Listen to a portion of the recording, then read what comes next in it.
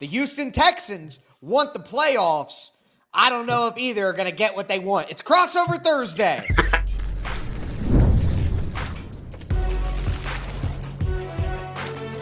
You are Locked On NFL Crossover, part of the Locked On Podcast Network. Your team every day.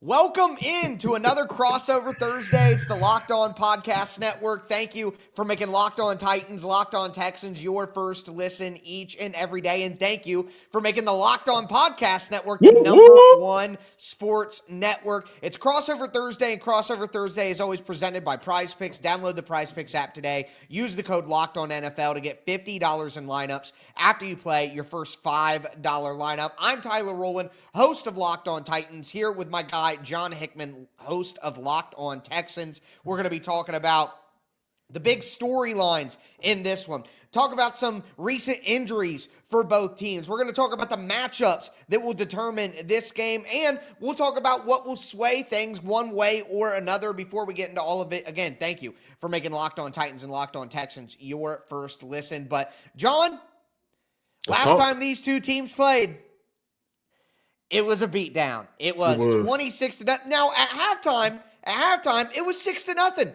At the end of the third quarter, it was 6-0. And by the end of the fourth quarter, the Texans went on a barrage and took it away. Now the Texans were 1-3 at the time. That was their first win since they've kind of got right now at 4-5. Mm-hmm. What's the big storyline for the Texans? Do you think that, they can win this game and get to the playoffs still? It's a fight. They still have their sights set on the playoffs. I think the biggest storyline right now for Houston is whether or not C.J. Stroud, Jalen Petrie will be available for that game, both in concussion protocol. Titus Howard returned back to practice. I believe Ed Ingram, starting right guard for Houston, who has played some good football this year for the franchise. He's returned back to practice. But whether or not C.J. Stroud, franchise quarterback, will be out there, and if Jalen Petrie will be out there as well, because Houston will need some help at their safety position. MJ Stewart is out for the season now. So no C.J. Gardner-Johnson. We know that the Houston Texans moved on from him early in the year. We haven't seen a lot of Jalen Reed, the rookie out of Penn State, since the first couple of weeks of training camp. So they're going to need a familiar face and body back there in Jalen Petrie. Although Miles Bryant has played some good football. But I think that's the biggest storyline for Houston, on top of can Davis Mills, and it looks like he will be the starting quarterback for Sunday, can he build off of his performance in the fourth quarter to the comeback victory from Sunday's matchup versus the Jacksonville Jaguars to be an impactful player? On the flip side, my question to you, storyline for the Tennessee Titans, just the offense and the dysfunction and how everything has been operating around rookie quarterback Cam Ward, not all based on the things around him, but he has looked like one of the more underwhelming number one picks, especially a quarterback in recent memory. Yeah, I mean, it's been a struggle. It's certainly been a struggle. And that is, I would say, John, that is kind of what the hardest part of the season has been, is where's the line of, hey, Cam Ward could have done this better. He's a rookie quarterback. He needs to improve here. This play could have got the ball out of his hands, could have hit this receiver, could have been more careful with the ball in this situation. Where do we draw the line between his mistakes and looking at the rest of the team and being like, this is all-time bad coaching? I mean, there was an anonymous coach on the Raiders who said that was the worst team that he's played in 25 years. And the Texans were having their struggles. You remember how it was when it was 1-3 for the Texans and everybody was down on them and this team and that and everything. And they got right against the Titans and have turned things around ever since. You know what I mean? So it's like, this team isn't just bad. This is an all-time bad football team from a coaching perspective. The offensive line hasn't gelled like we hoped they might. Well, everything stems from ownership at the end of the day when you're a perennial bad franchise. That's just the way that it is. But I'm not quite as down on ownership as maybe some Titans fans would be. Like, I remember when Amy Adams Strunk takes over in the middle of the 2010s, 2013, 2015 time period. And she's the one who hired John Robinson and Mike Vrabel and Mike Mularkey and turned the team around. Like, everybody wants to crush her because the team has fallen apart, and it has, but the team fell apart from a place where she built it up to, too. We can't not give her any credit for the Titans run with Derrick Henry and A.J. Brown and that, 4 or 5 year run, even with Marcus Mariota, who won a playoff game against Kansas City in 2017. If you want to start from like 2016 when they got DeMarco Murray to the end of it all, really 2021, 2022, I mean, Amy Adams Strunk deserves credit for the second best run in franchise history for that, right? So I guess I'm up and down with ownership, but you're right that back to the point, it's just hard to know how much to blame Cam Ward for his mistakes because it's clear he's getting terrible coaching. And we know that is such a benefit to a young quarterback and a young offense, and something that has made C.J. Stroud struggle at times. Is he absolutely. really you look around the NFL and you wonder, is this guy getting high-level offensive coaching? Like, would he not be better if he had better coaching? And for the Titans, they don't have a Nico Collins. They don't have, and Calvin Ridley is set to come back this week. He's back at practice. That'll help the Titans, especially if there's injuries in the secondary for the Texans. But at the end of the day, you've been throwing to 2 fourth-round wide receivers in Van Jefferson. And you've had an offensive line that has had struggles. You have all-time bad coaching. All-time bad coaching. It's like... That's the trifecta right there. How much can I blame Cam Ward? Like, even though he's made rookie mistakes, and I've pointed them out, how much can I blame Cam Ward? So it's fair to say he's been underwhelming, but it's also fair to say what I'm saying, and it's like, how much can you blame him, really? And whether the offense can literally score any points against this dominant defense, that is the big storyline. That is the big question, because that's where the expectations are. That's what we need to see. John, you're either winning or you're selling hope. That's all it is. It's hope or wins in the NFL.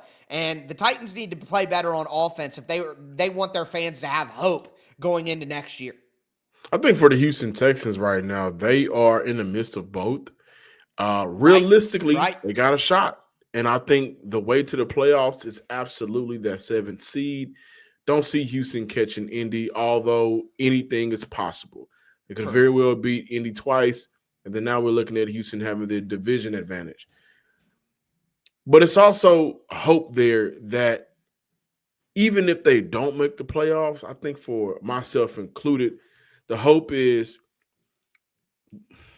the outcome of the season, is it any way possible that can lead into a better year in 2026 and moving forward? The offenses look better, right? Like, I'm not crazy to think that. So. Like, the offense has gotten better. They're scoring more points and having some success. Check this out. Now, granted, C.J. Stroud missed a game and a half, so the numbers are skewed a little bit. Hey, Davis Mills has played well. Davis Mills has played well, but this is what I want to point out. How much better the offensive line has played the last 4 to 5 weeks compared to the first 3 weeks of the season. That has allowed for Houston to kind of find some rhythm and groove. And a lot of people want Nick Caley gone, first-year offensive play caller here in Houston, extremely inexperienced. But I made a case on my Wednesday show that if Nick Caley can continue to stack good moments, I know a lot of y'all wanted him fired, but he's done some good things that can translate over to better quarterback play from a mental perspective and also just a better foundation for an offense. Granted, I think Nick Caserio, regardless of how the season ends, needs to be out the door. When you replace a bad left guard with another even worse left guard in the right guard, like, that's just bad business. But Nick Caley, I think, has done some things that, considering what he's had to work with, he's made improvements. The offense has played a lot better, and I'm looking at a Cam Ward who's been sacked 38 times on a season. He just had his bye week, and I'm looking at a C.J. Stroud, a much improved offensive line, only sacked 17 times this year. That's with a game and a half missed, so the numbers are skewed, like I mentioned. But the line has been better. The offensive output and production, in my opinion, has been a lot better as well. And now that there's a little bit more health in the wide receiver group, that allows the Texans to be a little bit more multiple. And we'll talk about that because one of the areas where it's really concerning for the Titans is at cornerback in the secondary. So matchups in this game to watch right now. Do want to let you know that today's episode is brought to you by Supply House. When the opening whistle blows on a new repair, get your crew moving with Supply House. Order today and you'll see parts on your doorstep tomorrow. Over 280,000 plumbing, HVAC, and electrical items from the most trusted brands in the business. Their real-time inventory and honest lead times keep you from punting projects, while their industry-leading customer service always has your blind side covered. You need parts fast for a project? Supply House has next-day delivery. Talk about a game changer. Their part finder tools and 3D schematics can save you hours on the job where every detail matters. Join the free Trademaster program today and score serious perks like priority shipping, lower prices, and a dedicated support line. Visit supplyhouse.com to sign up for free. Use the promo code SHNFL5. That's SHNFL5 for 5% off your first order. That's supplyhouse.com. Real people, real service. Today's episode is also brought to you by Prize Picks. You and I make decisions every day, but on Prize Picks, being right can actually get you paid. Don't miss any of the excitement of this sports season, whether you're following the NFL, the NBA, or both, like me and my guy John are. There's no better time to jump in on the action. If you haven't tried it yet, Prize Picks is the simplest way to play. You just pick more or less on at least 2 player stats, and if you get them right, you win. It takes less than 60 seconds to make your lineup, and you can play anywhere Prize Picks operates, including California, Texas, and Georgia. The new Stacks feature is a game changer. You can now pick more on Steph's points, threes, and assists in the same lineup. Plus, if one of your players leaves early with an injury, the injury reboot feature saves your lineup from a loss. Download the Prize Picks app today. Use the code LOCKEDONNFL to get $50 in lineups after you play your first $5 lineup. That's code LOCKEDONNFL for $50 in lineups after your first $5 lineup. It's Prize Picks. It's good to be right.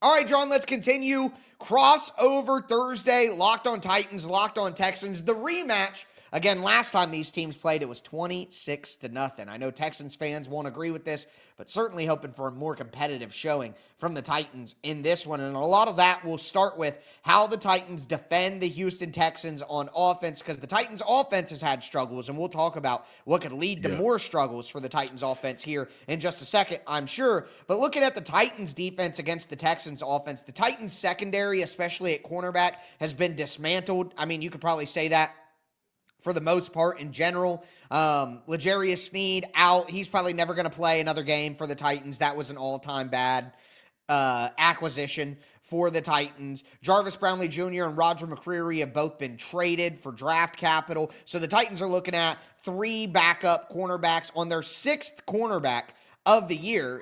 If you think about it, your top 3 are out. You're using 4, 5, and 6. So you'll have rookie Marcus Harris, who was a 6th-round pick, in the slot. You're going to have Darrell Baker Jr. You're going to have Jalen Armour Davis, who's struggled this year. I worry about the Texans. It's a bunch of guys.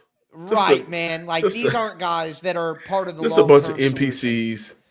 Literally NPCs out there. They're creative players on Madden at the end of the day. Like, these guys have played hard and they're trying hard, but they're just not talented enough to deal with Nico Collins, Christian Kirk, Xavier Hutchinson, the 2 rookies, and Jaden Higgins and Jalen Noel, and they're all rocking right now, right? Like the wide receiver group is healthy for the Texans. What does that look like recent weeks? Yeah, man, it's just CJ Stroud described the offense as death by 1,000 cuts, and this offense does look well when everybody's included. So we go back to Sunday's matchup. Nico Collins, I think, had 15 targets, but a name that you did not mention. Now, he's not a wide receiver, but Dalton Schultz. Dalton Schultz, man, and Texan fans hated the way he played last year, hated the way the season ended, and for a lot of people, Dalton Schultz and his blocking effort, they put a lot of blame on him for how Houston lost the game against Kansas City in the AFC semi-conference game. So I am on a mission to make sure that people know Dalton Schultz is playing some good football for Houston. He's been extremely reliable, and one of the things that Dalton Schultz does well, I don't know how much zone Tennessee runs, and I looked that up. A lot. But Dalton Schultz is perfect at sitting in that zone, finding the zone and sitting right in it to be a best friend to a quarterback. So he's been great. And I'm going to tell you this, with you guys having your defensive problems, don't know if Jeffrey Simmons is going to play or not. It's up in the air. Should he play at this point of the season? I feel like you don't want to risk it. This is an offense that can absolutely, because any given Sunday, just blast a Titans defense that from a leadership perspective, interim head coach, a lot of chaos going on behind the scenes from the things that I've read. The season is where it is. Houston's riding hot. Tennessee's cold. They could very well just come in Tennessee and just punch them in the mouth. No, you're 100% right. They could. And I mean, the Texans have had their ups and downs with running the football, but the Titans' run defense has been absolutely terrible pretty much all year. So Woody Marks, who's been more explosive as of late, covering covering the entire NFL for Locked On NFL. I'm using clips from you guys all the time, and I still remember, you're talking about Woody Marks out of the backfield, and that is something where the Titans' defense, in my opinion, has played better than I think maybe the talent available would lead them to play. I think Denard Wilson is a good defensive coordinator. I don't think he's great or anything like that. My dog seems to disagree. He's a big, fan of the defense, likes the talent there. Shout out to the dog. Yep. Shout out to Kobe. But either way, I guess I worry about the Titans backing up too far on defense. They consistently do that. It's 3rd and 4, it's 3rd and 5, it's 3rd and 3, and they're backed up 8-9 yards. They're second-level defenders. They're hook curl defenders. Cody Barton is backed up 9-10 yards, and it's just easy pickings for quarterbacks. And that will be bad against Houston. Exactly. What you're saying with Dalton Schultz and with Woody Marks and his explosiveness out of the backfield as a running back catching the ball and some of the weapons that can catch the ball short, break a tackle, and go. Denard Wilson, Titans defensive coordinator, was just saying this week how most of the explosive plays the Titans have allowed on defense are broken tackles. And then they go. And, the Texans have a lot of guys that can do that right now, and that suits Davis Mills if he plays, because like you were talking about on your show earlier this week, the Texans didn't take so many shots downfield, and they were lining up in some heavy formations, just letting Davis Mills dump it all short, and the Titans will give you that, and that helps the Texans in a number of ways. So I'm very worried about the secondary of the Titans and the second-level defenders against the skill position players of the Texans. And another thing for Houston, I know we have to flip sides. We want to go ahead and flip sides, get to the Texans defense.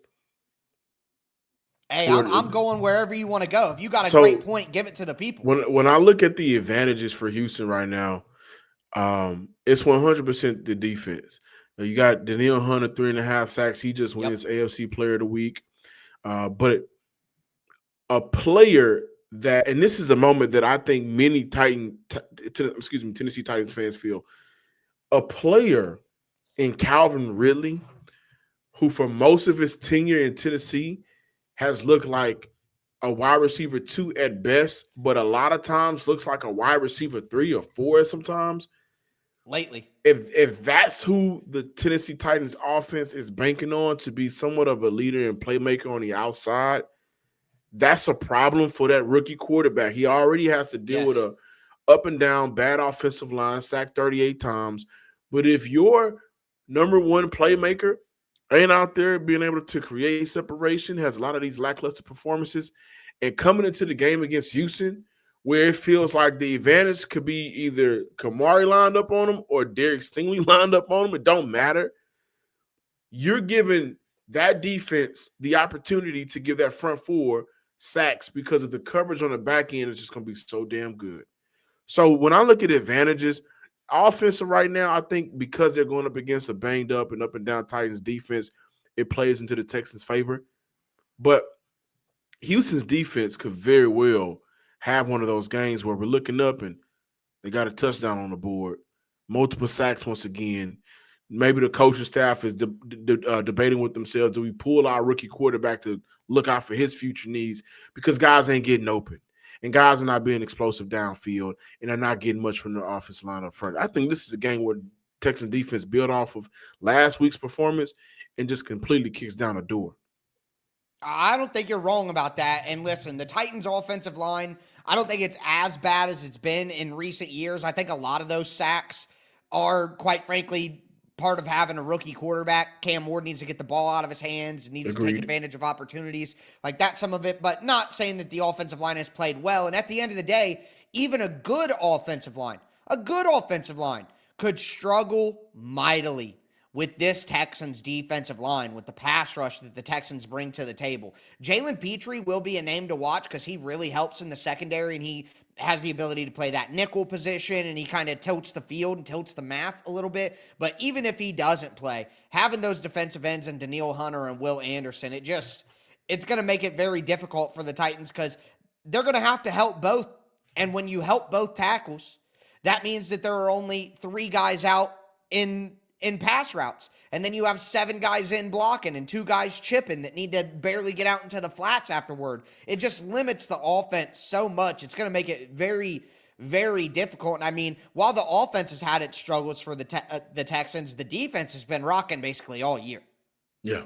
Number 1 scoring points per game at 16 now. At one point, it was sitting at 12 or 13 or something like that. Crazy. So a 3-point bump. They started to, as of late, create those turnovers, starting with the Seattle game, 4 turnovers, and they've been able to kind of do that a little bit more consistently. Derek Stingley with maybe the interception of the year, the one hand on a drag route to help Houston, get that good field position and score points. And so defensively, what we know about the Texan defense, and I'm going to say this because I know we got to move on. I had an opportunity to speak with Azeez Al-Shaair post-game on Sunday in the locker room, right? And he said the conversation from DeMeco Ryans, the message from DeMeco Ryans going into that game was, everybody calls y'all this number 1 defense in the NFL, but we've had 2 occasions this year where our offense scores points and you guys are out on the field to end the game and you were letting points get scored to lose us the game. So he said his challenge was go be the number 1 defense that we know you are. And I think right now, defensively for the Houston Texans, they are riding. If I had a spoon in a lighter, I light it on fire. They are riding a high from their head coach that, we are number 1. And no matter what our offense goes out there and do we need to score points? We can. Do we need to continue to create turnovers? We can. Do we need to make sure that the quarterback's life is living hell on the football field? We can. And that just bodes well for the Houston Texans all around. Yeah, and especially in this matchup with the Titans, that's enough to win the game right there. But with that being said, speaking of winning the game, we'll talk about what we think sways this game one way or another to cap things off. It's Crossover Thursday. Do want to let you guys know that today's episode is sponsored by Betterhelp.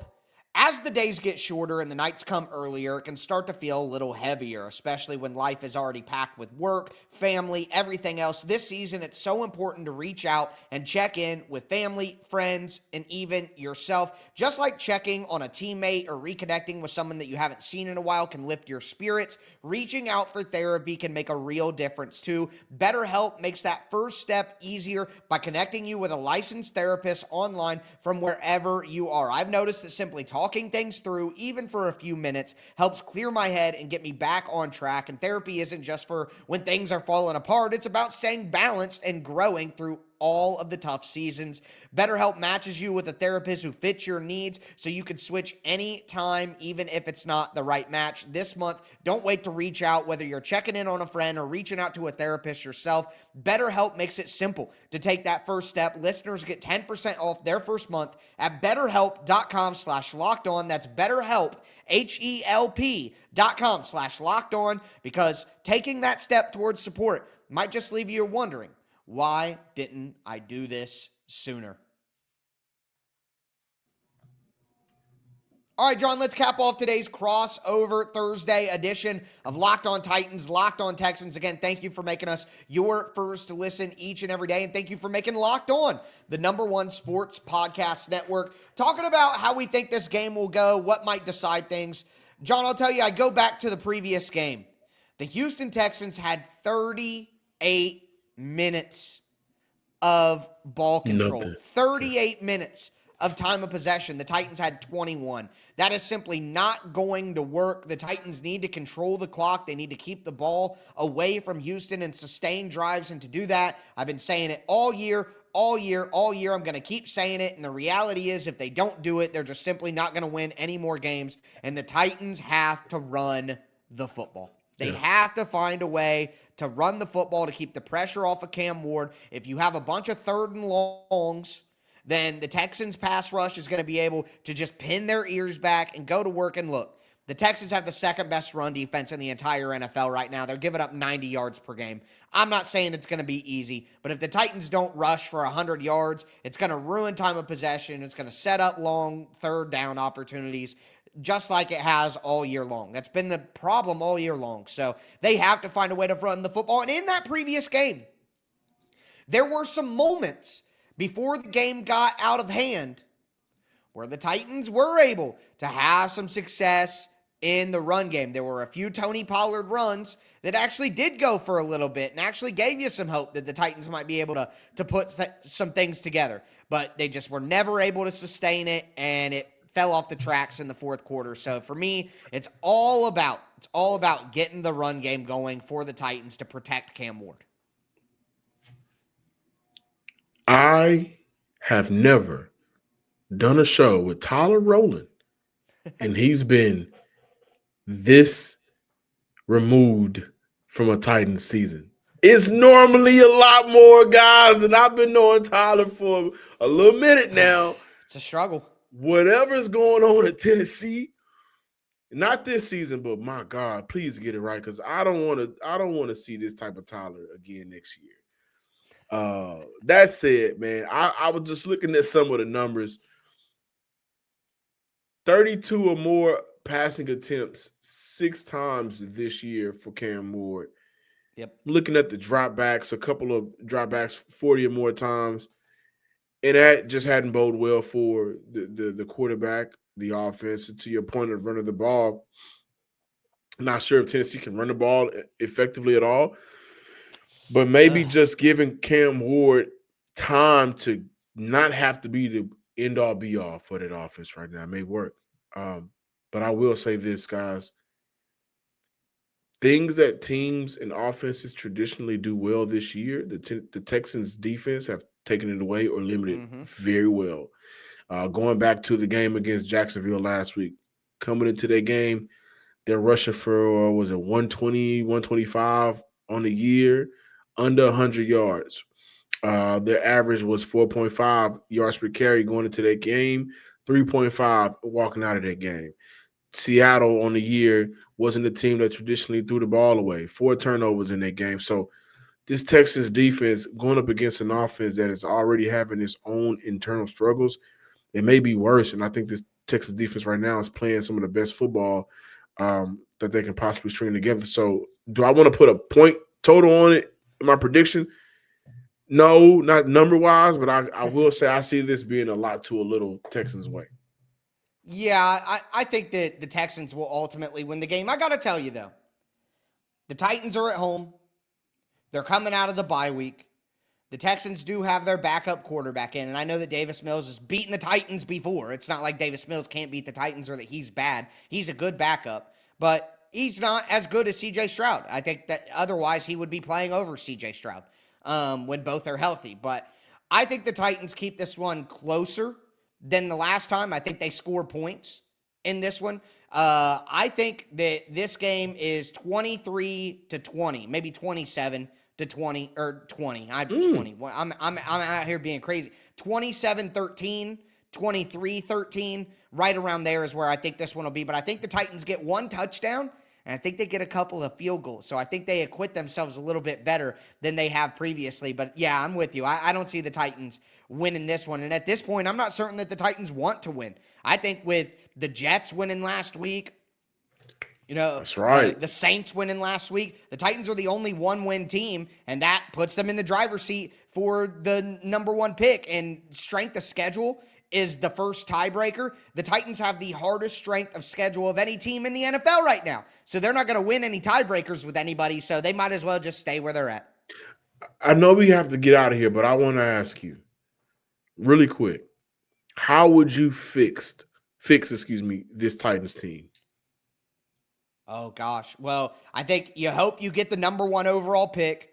You trade down for an additional first. You get a trade package for somebody to move up for a quarterback. I think you take multiple defensive players and wide receivers. I think you add a free agent on the offensive line and 1 edge rusher. And then you try to be more competitive with a good head coach. Any favorites? I think Mike McCarthy makes a lot of sense because he's a leader. He's experienced. He's had a bunch of top 5 offenses, 12-win seasons, got a Super Bowl trophy, and he's just a professional coach. You know, the Titans have had bozos running the program for 2 years now, like that just don't know what they're doing at all. You know that Mike McCarthy isn't very exciting, but he knows what he's doing. He's a professional NFL head coach. I think Robert Saleh could be interesting because it basically would be like a D'Amico Ryans hire. He's a guy who really inspires people, has that energetic personality, defensive mastermind too, though. And let's say the Dolphins fire Mike McDaniel, who he knows from their time together in San Francisco. Let him come over and be the offensive coordinator. Okay. To me, I'm kind of looking at pairings that would make sense. Everybody's high on Clint Kubiak right now, obviously the offensive coordinator from the Seahawks. But I think the Titans really got to go for a guy who has some head coaching experience. So I think Robert Saleh and Mike McCarthy are kind of the 2 names that make the most sense to me right now. I like that. Just whatever they do, man. I don't want another season of this version of Tyler. I don't like this. They're killing us out here, John. It's been a rough season. Look, if you want to know how rough it is, go look at point differential in the NFL, and you'll see the Titans at a distant last. But with that being said, again, the Texans want to make the playoffs. The Titans want to get their revenge. We'll see if either team is able to do that on Sunday. But with that being said, that's going to do it for Crossover Thursday. I'm Tyler Rowland for my division mate, host of Locked On Texans, John Hickman. Thank you guys for tuning in to Crossover Thursday, part of the Locked On Podcast Network. It's your team every day. Boom.